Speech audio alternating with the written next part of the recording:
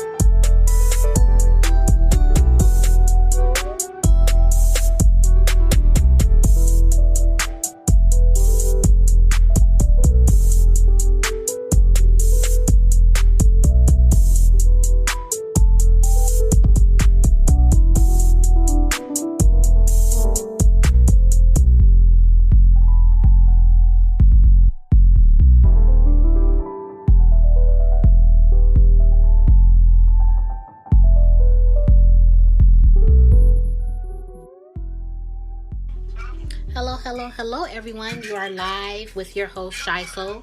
I am here with Stanley James II. How are you? Hey, how you doing, son?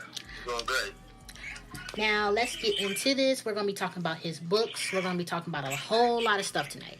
So, I want to get into how many books have you written so far? So far, total? I have 5 published total. Okay. But so far written, I have about like 17, 19 roughly. Yes, that's what's up. I have read most of your books, and they're really good. They really speak to, our youth and all that, and I really appreciate what you're doing and what you're writing, and you're doing a great job. Oh, I appreciate it. Definitely keep doing that. So what is, in your opinion, the best book you've written so far that's gained a lot of attention to the author that you are today?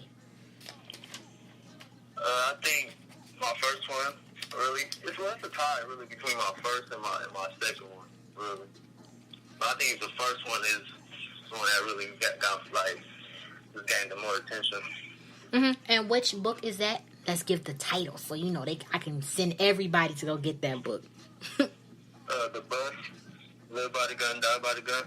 Yep, that's definitely the one I read, and it's really good, you guys. You guys really need to go get that.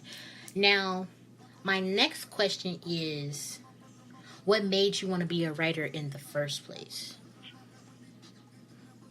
I didn't always have an aspect of just intentionally becoming a writer. As a kid, I always wanted to be an entertainer. Not so much entertainer, but I just wanted to be. I knew I had something, and I just knew I like to get people amazed, So, but I didn't really have no intention of being a writer until I really just started. I was just looking back, because I used to write comic books, little short stories for comics, everything. So just looking back, I always had the drive, and I knew that's something I wanted to do. Mm-hmm.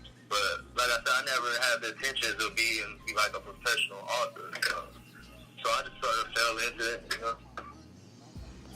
That's exactly what happened with me. Now, you say you fell into it. What made you, want to pursue your writing career? What gave you that drive to, just be like, I'm going to do this? The feedback I was getting from everybody, amongst my peers, older people, and then especially people from different, races and stuff. So that's what really pushed it in gear. Okay, I could really do this for real. Okay, I really like that. Where do you see your career heading so far, since you've been doing so well? I see it just really just working, just producing a lot of great content, and then jumping into other fields, like screenwriting and hopefully producing, and just really just putting out great content. That's what I see myself by, just being everywhere, internationally known. I like that. Now, when you sent me your submission to be on the show, the name that you typed down really caught my attention. The Hollywood Crip author. You need to explain that, because that had me he's definitely need to come on the show, because I really know why. It's crazy. A friend of mine gave me that name, one of my Hollywood buddies, one of my celebrity friends, because I've always been a Crip first, so that's where I got the Crip author from my homies, when I really first started writing books. And then, everybody know, I really be out here in the LA life. I really be, bumping heads amongst with the few.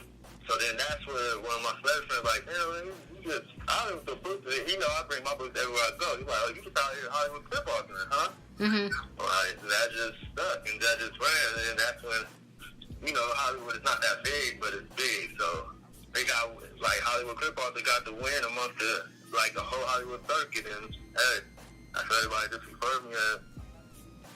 I like it, because when I seen it, I was like, hold on, I get a lot of submissions, and I've never gotten a submission like that. I was like, yeah, that was definitely an eye catcher for me. And I know it's an eye catcher for a lot of other readers and other people who have seen that name too. Yeah. Yeah.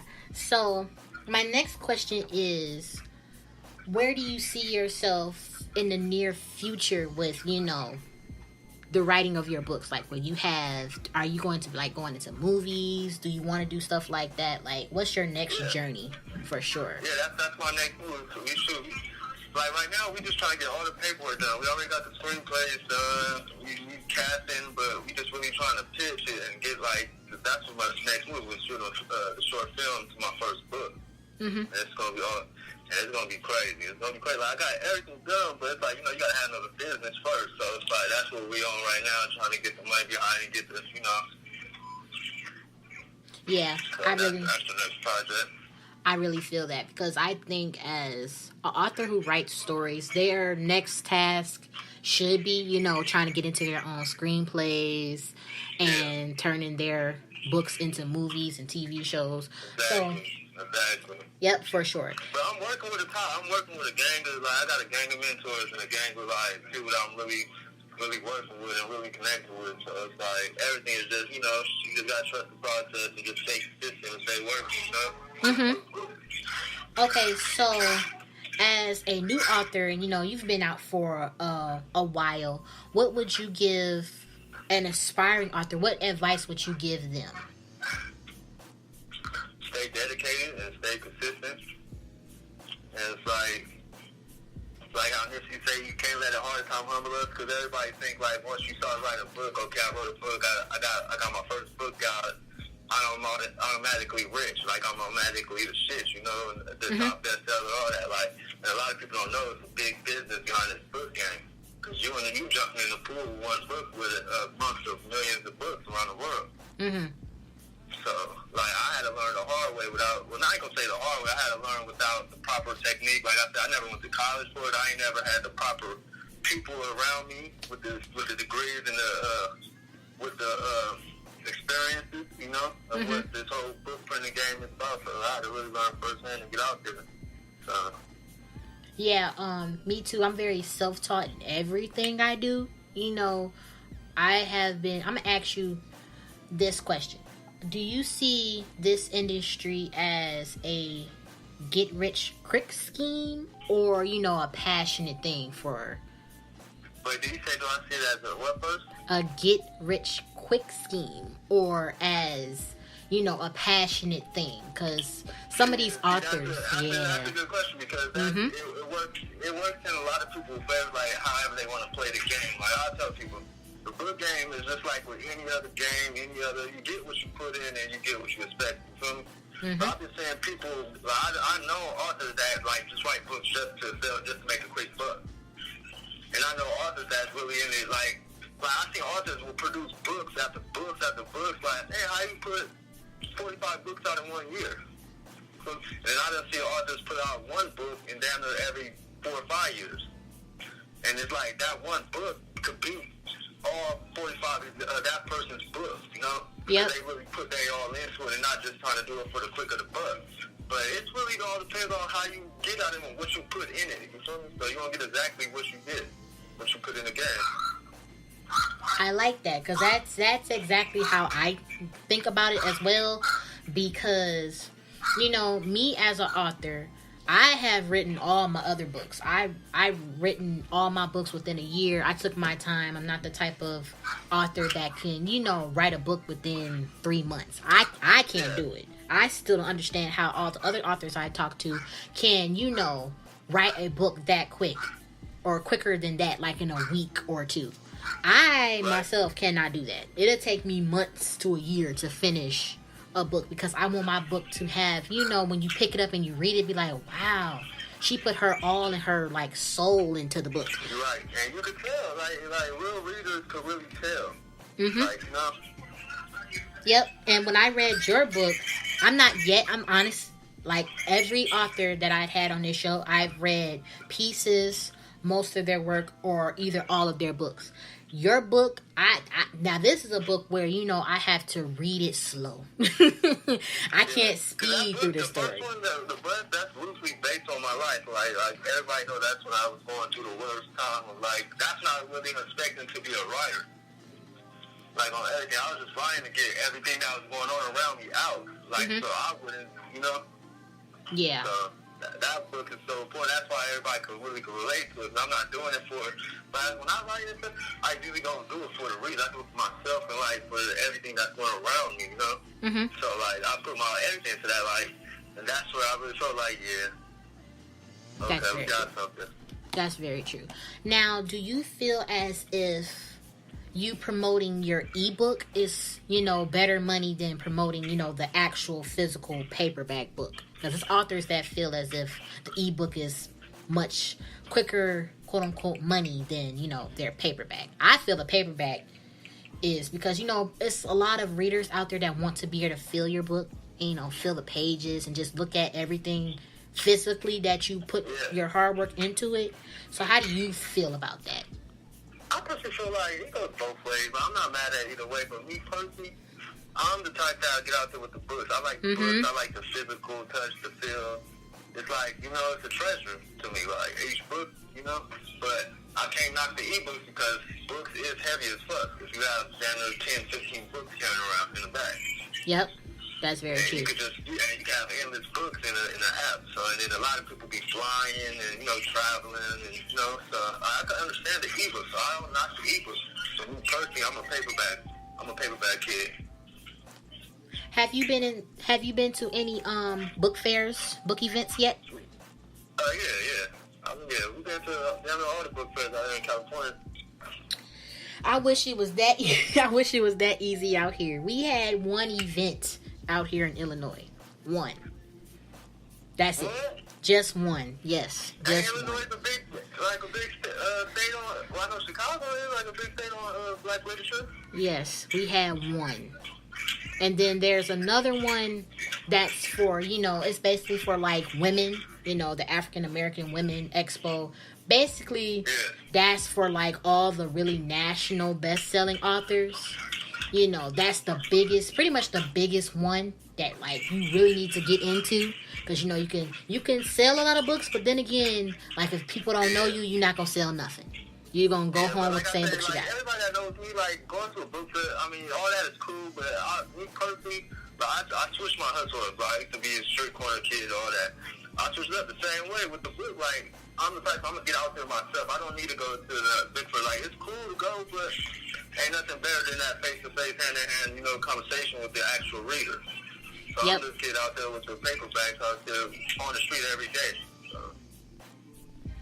I like your work ethic because I be like, I'm young, very young, so I be like, Ma, what we gonna do with these books today? Right. So yeah, it with me is I work from home. Everything I do, this is literally my job. So I take my books and all this very seriously. You get what I'm saying? I have a very different passion than some may think. Exactly. So this is definitely not for the money at all. I just love doing what I do. Period. And then, like, everybody don't be understanding what kind of deals, like, authors be having to go through and, like, what kind of deals and contracts authors have. Like, everybody thinks it's a quick get rich scheme when it's really not. Or it depends on what certain deal. And a lot of people don't really pay attention and look into their contracts. So a lot of people be getting fucked in the game. Are you signed to a publisher, or are you doing this solely yourself? I'm independent, but I came in the game with a joint venture deal with my big bro, 𝗏𝗏, and it changed my life forever. He showed me the game, like, got me connected. So I did it when I came in the game with the bus. I did a joint venture deal with him. So and after that, it's been straight independent. Yeah, people have been asking me over and over again, when am I gonna, you know, go out on my own and, you know, start my own publications, because I know a lot. Everybody knows me to know I know, to be this young, I know a lot about this industry. And I'm like, I'm going to keep my information to myself for now. I'm going to keep developing myself, and then I'll come out with all that. I'm not in a rush. Yeah. I got more than enough time. Yeah, I don't rush. I think, like, it should be no rush for nothing. It's a marathon, like 𝗏𝘁 said. You know, when you rush it, that means you give it poor quality to me. You're not giving us your real soul and, like, everything that's going. You're just trying to do it for the buck. That's how I feel about it. So. Yep. I treat everything like a baby or a flower or a plant. You got to nourish it. You got to grow it up, you know? That's exactly how I feel about everything that I do. literally everything that I do. Now, my question is, okay, so when you really started, when you figured out, you're like, I got to figure out how I want my book cover to look and everything like that, how did you feel about that aspect of it? Like I said, when I came to game, I didn't know nothing about no book cover, no editing, no how to pitch your book out here, how to even look for deals. I didn't know nothing of that until I got signed with 𝗕𝗏. All I knew, I just had all my writing on these papers and I typed it up. You see, that's all I knew. You see, this is why I like talking to authors like this who's been through this, because I want all the aspiring authors out there to know that it is authors like you that they're the same. You know, they don't know, they didn't know much, and you know, I don't want them to just sign any contract. Just dive into anything that they don't know about, because then they're gonna be like, oh, I'm trapped and I can't get my books from them, and you get what I'm saying? It's things like that. Yep, it's things like that. Really people out there that's playing them kind of roles, that's all about the buzz. Mm-hmm. I know a couple of authors that signed to this guy, and it's multiple authors. And he got them all on the shelf, all on contract. I'm not even knowing, Yep, and contract is real tough out here. Yep, and I've been telling a lot of new authors, you have to listen to these certain things. Like, I know you want your book out. I know you want people to read your book. Believe me, I'm an author too, so I know. Okay, I understand. Everybody, there's nothing wrong. Especially when I talk to the black males and all that, because a lot of black males and Hispanic males got an ego. We all got a pride, as a man. If we don't know something, we're just going to be ignorant enough and still be in a bliss to not go ask for help or ask if you feel me. Mm-hmm. So I tell all my niggas, man, put that pride and ego shit to the side, bro. There ain't nothing wrong with going to ask for help or looking for a mentor. Looking for someone that you see yourself in the future. I could see myself being him in 10 years. Or not being him, but walking down, There's nothing wrong with that. Yep. Go get with somebody. Go research and do your homework. Exactly. When I made a status that I was going to be a mentor, some people were surprised, some people weren't, because they know exactly how I am. I'm like, I don't know the ones that surprised. You hear if you listen to my podcast, I give this speech almost all the time. Please do your research. I say this every show, because it's always going to be that one author who comes to me and people don't think people is watching. Yep. This is the way the world is set up with the social media and all that. Just as you don't think people is watching you, people is watching you. Yep. And then a lot of people really want to see you succeed. Mm-hmm. It's just, people don't feel like, oh, my pride. I'm not fucking. I'm gonna be too gangster enough to reach out, and they just gonna fall by the wayside. There's a lot of people rooting for people. We all gotta work together. That's very true, and I try to get them to understand that. Now, what is the downsides of, quote unquote, the urban book industry that you don't like too much? I ask this to every author, by the way. Me personally, I just don't like the narrative of how urban fiction as a genre is portrayed to the rest of the fiction and literacy world. Or not even the fiction, just the literacy world, if you understand what I'm saying. Mm-hmm. I do. I feel like when you tell somebody you're an urban fiction author or a straight-lit author, they look at you like you're not good enough to be in the science fiction. You feel me? You're not good enough to talk to them. That's just what I feel like personally about the urban fiction space and where it's at now. Because, when you turn on the TV, that's all you see. It's black. I'm not even going to say black. It's urban fiction, specials, everything on Netflix, all that. But when it comes to the urban fiction literacy part, they look at them like we're the lowest on the bottom of the pole. So. Yep. Exactly. That's what I have about it. Yep, and that's how I felt about it way before I even got signed to a publisher or anything like that. So I said, what I'm going to do is I'm going to be more diverse with my writing. And I still stand by that. I just don't want to be stuck in just one genre. I know for a fact that I can write paranormal or just plain romance. And if I even want to do science fiction, I can do that too. Because it all goes with research and it all goes with what you read as well. That's why I tell everybody, if you really serious about urban fishing, read my boy Quan books. Like, he's the author that I know that could jump to any genre and still keep a hood in it. Like, so I tell everybody, if you really serious about urban fishing, you gotta have Quan books. You gotta have the 𝗂𝗵𝗀𝘀 books. You gotta have the Shannon Holmes, the 𝗬𝗏 𝗏 and all them. Yep, you have a big point. Very big point there. Now, who are some of the other authors that you admire and look up to? It's a lot. I look up to a guy named 𝗂𝗵𝗃, the author of the original Dutch. Mm-hmm. That's one of my favorite books. I reach out to him. It's the OG Terrell Loco. He's locked up in the penitentiary. He write NHB. Home of the Body Bags. He's a blood member, so he had a dope book. I look up to 𝗏𝗏𝗏. It's quite a few.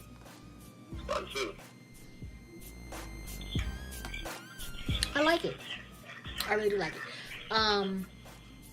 So this is the part where you get to tell everybody. Where, because it's a lot of new readers who is listening to this. This is the part where you get to tell everyone where they can find your books. Like, if you have a website, definitely say that. Because I'll link everything in my chat. So, Okay. Check this out. I got a website. It's in my Instagram bio. It's Certified Gang Tales. So I'm just linking you to everything, my whole website. But pretty much, I'm everywhere. You can just Google my name, the crib author, Stanley James. And it's going to just pop up on my link. So I'm everywhere. My Instagram, Author Stanley James, is going to take you directly to there. And what author would you like to see, listen to on the show next that you think deserves to tell their story on my podcast? Marshall Bullet. I always got to support a big homegirl from the city, my city, Long Beach, Marshall Bullet. She's a dope author, and she's another person I could say that could jump genre. She's an urban fiction, she's a western, and she just come out with children's books. So she's a great dope author. Definitely, I will definitely hit her up. Now, when you come out with a new story, you don't even hesitate to bother me in my inbox because I'll definitely have you on the show again, do a whole full book discussion and all that great stuff. I appreciate it, Sean. It's no problem. I'm glad to have you on the show. This was a great conversation, but it's time to say goodbye. What you drinking on? I got a question. What you drinking on? Who, me? You drink? No, yeah. I don't. Are you drinking some tea? Yep. I keep it real, just smooth and very, relaxing over here. Oh, that's good. What are you drinking? That 1800 tequila. Got to do it right. Oh, God, this was a great show. I loved having you. I would definitely have you back, and we'll do a lot of more great things. Okay. I love you guys. He loves you guys. See you all later. Have a great night. Goodbye. All right, y'all.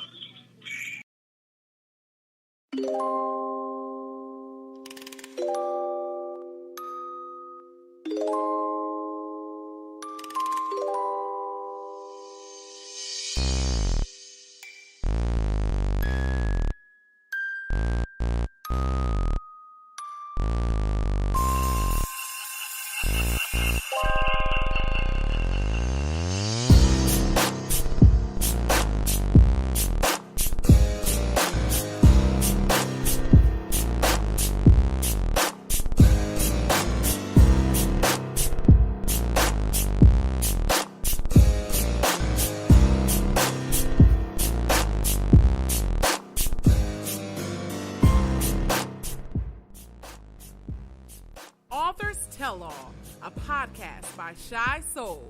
She's bringing you author interviews, book discussions, and more. Stay tuned.